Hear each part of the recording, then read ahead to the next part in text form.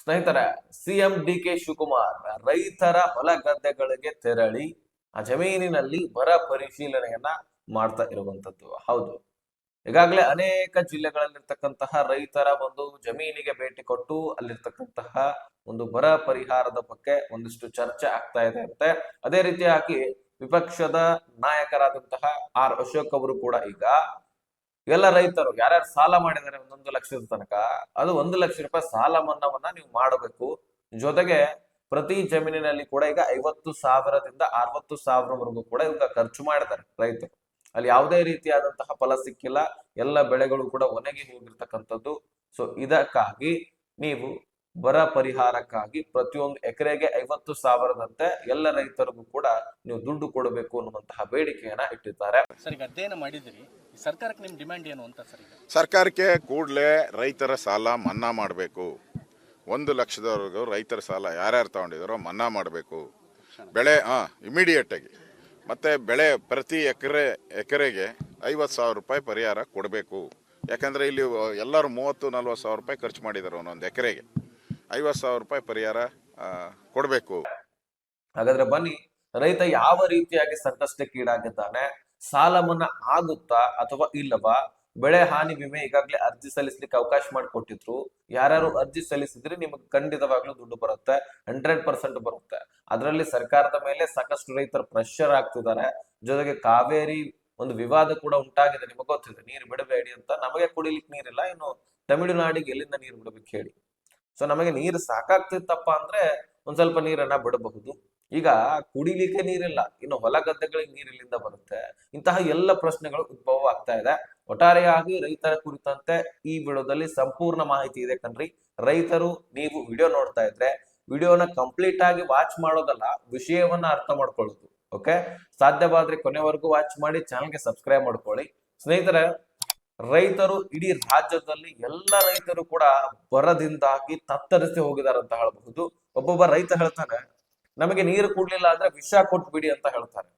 ಇನ್ನು ಕೆಲವೊಂದಿಷ್ಟು ರೈತರು ಸಾಲ ಮನ್ನಾ ಮಾಡ್ಲಿಲ್ಲ ಅಂದ್ರೆ ಸಿಎಂ ಅವರ ಮನೆ ಮುಂದೆ ಹೋಗಿ ನಾವು ಜೀವ ಕಳ್ಕೊಳ್ತೀವಿ, ನಾವು ವಿಷ ಕುಡಿದು ಬಿಡ್ತೀವಿ ಅಂತ ಕೆಲವೊಂದಿಷ್ಟು ರೈತರು ಹೇಳ್ತಾ ಇದ್ದಾರೆ. ಬಿಡಬೇಕು ಮತ್ತು ಜನ ಮತ್ತು ಜಾನುವಾರುಗಳಿಗೆ ನೀರಿನ ವ್ಯವಸ್ಥೆ ಮಾಡಬೇಕು. ಈಗಾಗಲೇ ನಮಗೆ ಬಹಳ ಸಂಕಷ್ಟದಲ್ಲಿದ್ದೀವಿ. ನಾವು ಎಕರೆಗೆ ಒಂದು 40,000ರಿಂದ 50,000 ರೂಪಾಯಿ ಲಾಸ್ ಆಗಿ ಹೋಗಿದೆ.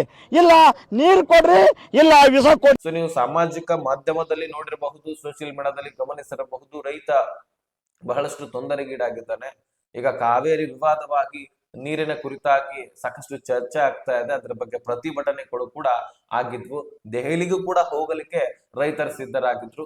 ಈಗ ಈ ಬರ ಪರಿಹಾರ ಜೊತೆಗೆ ಸಾಲ ಮನ್ನಾ ಎರಡೂ ಕೂಡ ಆಗಬೇಕು ಅನ್ನುವಂತಹ ಬೇಡಿಕೆ ರೈತ ಇಟ್ಟಿದ್ದಾನೆ. ಯಾವ ವರ್ಷದಲ್ಲಿ ರೈತ ಏನ್ ಬೇಡಿದಾನೆ ಹೇಳಿ ನೋಡೋಣ. ಎಷ್ಟು ವರ್ಷ ಆಯ್ತು ಸಾಲ ಮನ್ನಾ ಮಾಡಿ? ಈಗ್ಲಾದ್ರೂ ಸಾಲ ಮನ್ನಾ ಮಾಡ್ಬೇಕಲ್ವಾ? ಬರೀ ಗ್ಯಾರಂಟಿ ಅಂತ ಕುಂತ್ರೆ ಅಲ್ಲ, ರಾಜ್ಯದಲ್ಲಿ ರೈತ ಬೆಳೆದಿರ್ತಕ್ಕಂತಹ ಬೆಳೆಯನ್ನ ನಾವು ತಿಂದು ಬದುಕ್ತಾ ಇರ್ತೀವಿ. ರೈತ ಸಂಕಷ್ಟಕ್ಕೀಡಾದಾಗ ಅವನ ಕೈಯನ್ನ ಸರ್ಕಾರ ಹಿಡಿಲಿಲ್ಲ ಅಂದ್ರೆ ಮತ್ತೆ ಯಾರು ಹಿಡಿಲಿಕ್ಕೆ ಸಾಧ್ಯ? ಸರ್ಕಾರವನ್ನೇ ನಂಬ್ಕೊಂಡು ಈ ಬಾರಿ ರೈತರು ಕುಂತಿದ್ದಾನೆ. ಯಾಕಂದ್ರೆ ಮಳೆ ಆದ್ರೆ ಯಾರ ಮೇಲೇನು ಕೂಡ ಅವನು ಅವಲಂಬ ಆಗೋದಿಲ್ಲ. ಮಳೆ ಬರತ್ತೆ, ತನ್ನಷ್ಟಕ್ಕೆ ತಾನು ಬೆಳಿತಾನೆ, ಅದರಿಂದ ತನ್ನ ಜೀವನವನ್ನ ನಡೆಸ್ತಾನೆ. ಆದ್ರೆ ಈ ಬಾರಿ ಮಳೆನೇ ಇಲ್ಲ.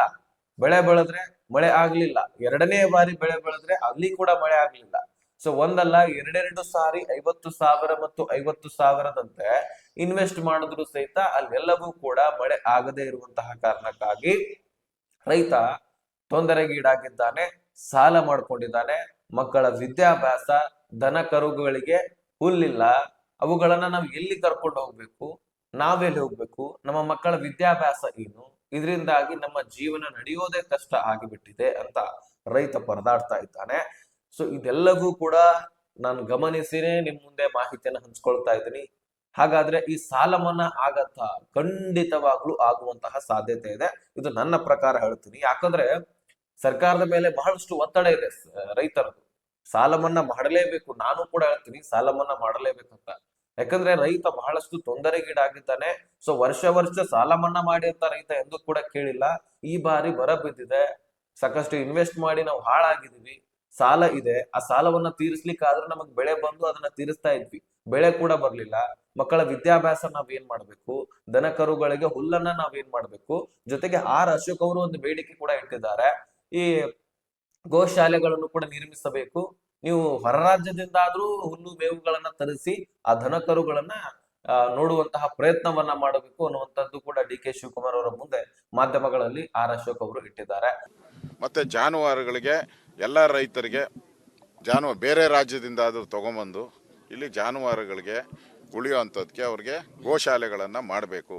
ನೆನ್ನೆನೂ ನಾನು ಗೋಶಾಲೆಗೆ ಹೋಗಿದ್ದೆ. ಸುಮಾರು 150 ಹಸು ಇತ್ತು. ಯಾವುದಪ್ಪ ಹೋಗಿದ್ದೆ? ಮೊಳಕಾಲ್ಮೂರಲ್ಲಿ 150 ಇದು ಒಂದು ಇಡೀ ಹುಲ್ಲು ಇಲ್ಲ, ಕೊಟ್ಟಿಲ್ಲ ಸರ್ಕಾರ. ಒಂದು ನಯಾ ಪೈಸಾನೂ ಕೊಟ್ಟಿಲ್ಲ. ಗೋವುಗಳಿಗೂ ಇಲ್ಲ, ಜನಕ್ಕೂ ಇಲ್ಲ. ಇವ್ರು ಬರೀ ಕಾಕ್ರೋಚ್ ಪಾರ್ಟಿಯಲ್ಲೇ ತಲ್ಲೀನ್ ರಾವುಟ್ ಅವ್ರೆ.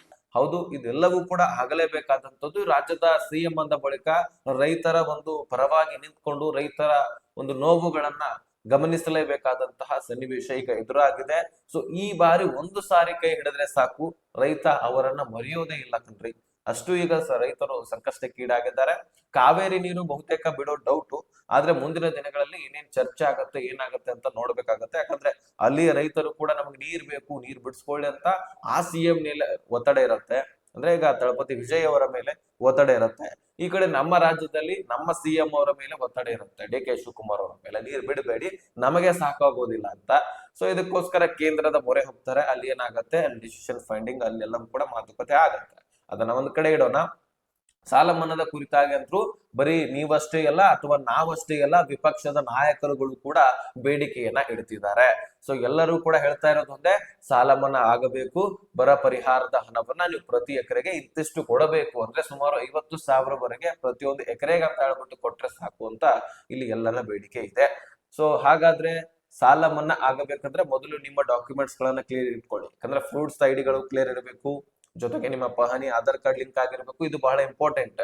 ಬರೀ ನಿಮಗೆ ಈ ಯೋಜನೆಗಳ ಬಗ್ಗೆ ಕುರಿತಾಗಿ ನಾನು ಹೇಳ್ತಾ ಇಲ್ಲ, ನಿಮಗೆ ಸಾಲ ಮನ್ನಾ ಆಗ್ಬೇಕು ಅಂತ ಅಷ್ಟೇ ಹೇಳ್ತಾ ಇಲ್ಲ. ನಿಮ್ಮ ಆಸ್ತಿ ಪಾಸ್ತಿಗಳನ್ನ ನೀವು ಕಳ್ಕೊಳ್ಬಾರ್ದು, ಇನ್ಯಾರೋ ಬಂದು ಅದನ್ನ ಲಪ್ಟಾಯಿಸ್ಕೊಂಡು ಹೋಗ್ಬಾರ್ದು ಅಂದ್ರೂ ಸಹಿತ ನಿಮ್ಮ ಈ ಸಾಲ ಮನ್ನಾ ಆಗಬೇಕು, ಬೆಳೆ ಹಾನಿ ಪರಿಹಾರ ಸಿಗ್ಬೇಕು, ಫಸಲ್ ಬಿಮಾ, PM ಕಿಸಾನ್ ಇಂತಹ ಎಲ್ಲ ಯೋಜನೆಗಳ ಜೊತೆಗೆ ನಿಮ್ಮ ಆಸ್ತಿ ಪಾಸ್ತಿ ಲಪ್ಟಾಯಿಸ್ಕೊಂಡು ಹೋಗ್ಬಾರ್ದಂದ್ರೆ ಪಹಣಿಗೆ ಆಧಾರ್ ಕಾರ್ಡ್ ಲಿಂಕ್ ಆಗ್ಬೇಕು. ಪಹಣಿಗೆ ಆಧಾರ್ ಕಾರ್ಡ್ ಲಿಂಕ್ ಮಾಡಿಸ್ಕೊಳ್ಬೇಕಂದ್ರೆ ಗ್ರಾಮ ಪಂಚಾಯತಿಯಲ್ಲಿ ಗ್ರಾಮ ಲೆಕ್ಕಾಧಿಕಾರಿಗಳ ಹತ್ರ ನೀವು ಆಧಾರ್ ಕಾರ್ಡ್, ನಿಮ್ಮ ಒಂದು ಮೊಬೈಲ್ ಸಂಖ್ಯೆ ಇರುತ್ತೆ, ಜೊತೆಗೆ ಪಾಸ್ಪೋರ್ಟ್ ಸೈಜ್ ಫೋಟೋ ತೆಗೆದುಕೊಳ್ಳಿ ಮತ್ತು ಪಹಣಿ ತೆಗೆದುಕೊಳ್ಳಿ. ಇವುಗಳನ್ನ ತೆಗೆದುಕೊಂಡು ಹೋಗಿ ಲಿಂಕ್ ಮಾಡಿಸ್ಕೊಳ್ಬಹುದಾಗಿರುತ್ತೆ. ಅದನ್ನ ಮಾಡಿಸಿ ತದನಂತರವೇ ಈ ಎಲ್ಲ ಯೋಜನೆಗಳ ಲಾಭ ಸಿಗುವಂತದ್ದು. ನೀವು ಏನೋ ಬರ ಪರಿಹಾರ ಸಿಗಬೇಕು, ನಮಗೆ ಸಾಲ ಮನ್ನಾ ಆಗಬೇಕು ಅಂತ ನೀವು ಕೇಳ್ತೀರಿ, ಆದ್ರೆ ಡಾಕ್ಯುಮೆಂಟ್ಸ್ ಕರೆಕ್ಟ್ ಆಗಿ ಇಟ್ಕೊಳ್ಳಿಲ್ಲ ಅಂದ್ರೆ ಎಲ್ಲಿಂದ ಸಾಲ ಮನ್ನಾ ಆಗಬೇಕು? ಬ್ಯಾಂಕ್ ಪಾಸ್ಬುಕ್ ಕೂಡ ಅಲ್ಲಿ ಬೇಕಾಗತ್ತೆ, ಫ್ರೂಟ್ಸ್ ID ಬೇಕಾಗತ್ತೆ, ನಿಮ್ಮ ಹೊಲ ಗದ್ದೆಗಳ ಪೇಪರ್ಸ್ ಬೇಕಾಗತ್ತೆ, ನಿಮ್ಮ ಬೆಳೆಗಳು ನಾಶ ಆಗಿರ್ತಕ್ಕಂಥದ್ದನ್ನ ವಿಡಿಯೋ ಮಾಡ್ಕೊಳ್ಳಿ, ಫೋಟೋಸ್ ಗಳನ್ನ ತೆಗೆದುಕೊಳ್ಳಿ, ಒಣಗಿ ಹೋಗಿರ್ತಕ್ಕಂತಹ ಬೆಳೆಗಳನ್ನ ಸ್ಪಷ್ಟವಾಗಿ ತೆಗೆದುಕೊಳ್ಳಿ. ಅವೆಲ್ಲವೂ ಕೂಡ ಬೇಕಾಗತ್ತೆ. ಈ ರೀತಿ ನಾಶ ಆಗಿತ್ತು, ಇದಕ್ಕೋಸ್ಕರ ಪರಿಹಾರ ಬೇಕಂತ ಸರ್ಕಾರಕ್ಕೆ ನೀವು ಕೇಳ್ಬೇಕಾಗತ್ತೆ. ಆ ಫೋಟೋಸ್ ವಿಡಿಯೋಸ್ ಗಳನ್ನ ನೀವು ತೋರಿಸ್ಬೇಕಾಗತ್ತೆ. ಮುಂದೆ ಬಿತ್ತನೆ ಮಾಡ್ತೀರಿ, ಅಲ್ಲಿ ಏನಾದ್ರೂ ನಿಮ್ಮ ಬೆಳೆ ಬೆಳಿತಪ್ಪ, ಆ ಸಂದರ್ಭದಲ್ಲಿ ಆ ಫೋಟೋ ವಿಡಿಯೋಸ್ ಗಳು ಇರೋದಿಲ್ಲ, ಅವಾಗ ಏನ್ ಮಾಡ್ತೀರಿ? ಅದಕ್ಕಾಗಿ ಫೋಟೋಸ್ ಗಳನ್ನ ವಿಡಿಯೋಸ್ ಗಳನ್ನ ತಕೊಂಡು ಇಟ್ಕೊಳ್ಳಿ. ಓಕೆ. ಸೊ ಇನ್ನು ಈ ಸಾಲ ಮನ್ನಾ ಕುರಿತಾಗಿ ಸಿಎಂ ಅವರು ಕೂಡ ಇದರ ಬಗ್ಗೆ ಚರ್ಚೆ ಮಾಡ್ತಾ ಇದ್ದಾರೆ, ಪರಿಶೀಲನೆ ಮಾಡ್ತಾ ಇದ್ದಾರೆ. ಮತ್ತು ಕೇಂದ್ರದ ತಂಡವು ಕೂಡ ನಮ್ಮ ರಾಜ್ಯಕ್ಕೆ ಬಂದು ಇದರ ಬಗ್ಗೆ ಚರ್ಚೆ ಮಾಡಲಿದೆ ಎನ್ನುವಂತಹ ಮಾಹಿತಿಯನ್ನ ಇಲ್ಲಿ ಒದಗಿಸಿಕೊಟ್ಟಿದ್ದಾರೆ. ಹೌದು, ಕೇಂದ್ರದ ತಂಡಗಳು ಬರ್ತಾವಂತೆ. ಬರದ ಬಗ್ಗೆ ಪರಿಶೀಲನೆ ಮಾಡಿ ಯಾವ ಒಂದು ಜಿಲ್ಲೆಗಳು, ಯಾವ ತಾಲೂಕುಗಳು ಬರ ಪೀಡಿತ ತಾಲೂಕುಗಳಿದ್ದಾವೆ ಅನ್ನುವಂಥದ್ದನ್ನ ಅವರು ಪರಿಶೀಲನೆ ಮಾಡಿಕೊಂಡು ಅದ್ರ ಬಗ್ಗೆ ಕನ್ಫರ್ಮ್ ಮಾಹಿತಿ ಕೊಡ್ತಾರೆ. ಅಂದ್ರೆ ಈ ತಾಲೂಕೇ ಬರ ಪೀಡಿತ ತಾಲೂಕು, ಈ ಜಿಲ್ಲೆಯೇ ಬರ ಪೀಡಿತ ಜಿಲ್ಲೆ ಅಂತ ಹೇಳ್ಬಿಟ್ಟು ಘೋಷಣೆ ಮಾಡಲಾಗುತ್ತೆ. ಸೊ ಬಹುತೇಕ ನಮ್ಮ ರಾಜ್ಯದಲ್ಲಿ ಈಗ 15ರಿಂದ 21 ಜಿಲ್ಲೆಯವರೆಗೂ ಕೂಡ ಬರ ಪೀಡಿತ ಜಿಲ್ಲೆಗಳನ್ನಾಗಿ ಘೋಷಣೆ ಮಾಡುವಂತಹ ಸಾಧ್ಯತೆ ಇದೆ. ಯಾಕಂದ್ರೆ ಅಷ್ಟೊಂದು ನಮ್ಮ ರಾಜ್ಯದಲ್ಲಿ ಬರ ಬಿದ್ದು ಬಿಟ್ಟಿದೆ. ಸೊ ಹಿಂದೆ ಬಹಳ ವರ್ಷದಿಂದ ಈ ರೀತಿ ಆಗಿರ್ಲಿಲ್ಲ, ಆದ್ರೆ ಈ ಬಾರಿ ಆಗಿದೆ. ಮತ್ತು ಅತಿ ಕಡಿಮೆ ನೀರನ್ನ ತಮಿಳುನಾಡಿಗೆ ಈ ವರ್ಷದಲ್ಲಿ ಬಿಟ್ಟಿರ್ತಕ್ಕಂಥದ್ದು. 100 ವರ್ಷಗಳಿಂದ ಹಿಂದಿನ ನಾವು ಒಂದ್ ಸ್ವಲ್ಪ ಗಮನ ಹರಿಸಿದ್ರೆ 100 ವರ್ಷದವರೆಗೆ ಹಿಂದೆ ಈ ಬಾರಿನೇ ಒಂದ್ ಸ್ವಲ್ಪ ಕಡಿಮೆ ನೀರು ಬಿಟ್ಟಿರ್ತಕ್ಕಂಥದ್ದು. ಆದ್ರೆ ಕಾಯ್ದು ನೋಡೋಣ ಮುಂದೆ ಏನೇನ್ ಆಗತ್ತೆ ಅಂತ. ಒಟ್ಟಾರೆಯಾಗಿ ಚರ್ಚೆಗಳು ಕೂಡ ಆಗ್ತಾ ಇದಾವೆ. ಇದ್ರ ಬಗ್ಗೆ ಬಹಳ ಗಮನ ಕೂಡ ಹರಿಸ್ಬೇಕಾಗಿದೆ. ಒಟ್ಟಾರೆಯಾಗಿ ಡಿ ಕೆ ಶಿವಕುಮಾರ್ ಅವರ ಗಮನಕ್ಕೆ ಇದಂತೂ ಇದ್ದೇ ಇದೆ. ಯಾರು ಕೂಡ ವರಿ ಮಾಡ್ಕೊಳ್ಬೇಡಿ, ನಿಮ್ಮ ಹೋರಾಟ ಏನಿದೆ ಅದು ಮಾಡಿದಿರಿ, ಅದಕ್ಕೆ ಫಲ ಸಿಕ್ಕೇ ಸಿಗತ್ತೆ. ಸೊ ಬಹಳ ರೈತರು ನೀರಿನಗೋಸ್ಕರ, ಬಹಳ ರೈತರು ಹೊಲ ಗದ್ದೆಗಳಲ್ಲಿ ಪರಿಹಾರದಗೋಸ್ಕರ, ಬಹಳ ರೈತರು ಸಾಲ ಮನ್ನಾದಗೋಸ್ಕರ ಎಲ್ಲ ರೀತಿಯಲ್ಲಿ ಹೋರಾಟ ಮಾಡ್ತಿದ್ದಾರೆ. ಅದಕ್ಕಾಗಿ ಇದರ ಬಗ್ಗೆ ಪರಿಹಾರ ಕೊಡುವಂತದ್ದು ಸಿಎಂ ಡಿ.ಕೆ. ಶಿವಕುಮಾರ್ ಅವರು. ಸದ್ಯಕ್ಕೆ ಅದ್ರ ಬಗ್ಗೆನೂ ಕೂಡ ಪರಿಹಾರ ಘೋಷಣೆ ಮಾಡ್ತಾರೆ. ಸೊ ವೇಟ್ ಮಾಡೋಣ, ಕೆಲವೊಂದಿಷ್ಟು ದಿನದಲ್ಲಿ ಇದ್ರ ಬಗ್ಗೆ ಅಪ್ಡೇಟ್ ಸಿಗತ್ತೆ. ಸಾಲ ಮನ್ನಾ ಆದ್ರೂ 50,000ಕ್ಕಿಂತ ಹೆಚ್ಚಳನೇ ಆಗತ್ತೆ. 1 ಲಕ್ಷದವರೆಗೂ ಕೂಡ ಆಗುವಂತಹ ಸಾಧ್ಯತೆ ಇದೆ.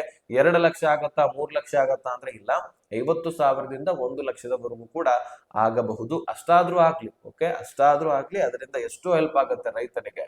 ಓಕೆ, ಇದಿಷ್ಟು ಇನ್ಫಾರ್ಮೇಶನ್ ಆಗಿತ್ತು. ನಿಮಗೆ ಕ್ಲಿಪ್ ಗಳನ್ನು ಕೂಡ ನಾನು ತೋರಿಸಿದ್ದೀನಿ, ಅದ್ರಲ್ಲಿ ಕೂಡ ನೀವು ಗಮನ ಹರಿಸಿದಿರಿ. ಓಕೆ, ಇನ್ಫಾರ್ಮೇಶನ್ ಎಲ್ಲ ರೈತರಿಗೆ ಶೇರ್ ಮಾಡಿ, ಅವ್ರಿಗೂ ಕೂಡ ಕ್ಲಿಯರಿಫಿಕೇಶನ್ ಸಿಗ್ಲಿ. ಮತ್ತೆ ಚಾನಲ್ಗೆ ಸಬ್ಸ್ಕ್ರೈಬ್ ಮಾಡೋದನ್ನ ಮರಿಬೇಡಿ.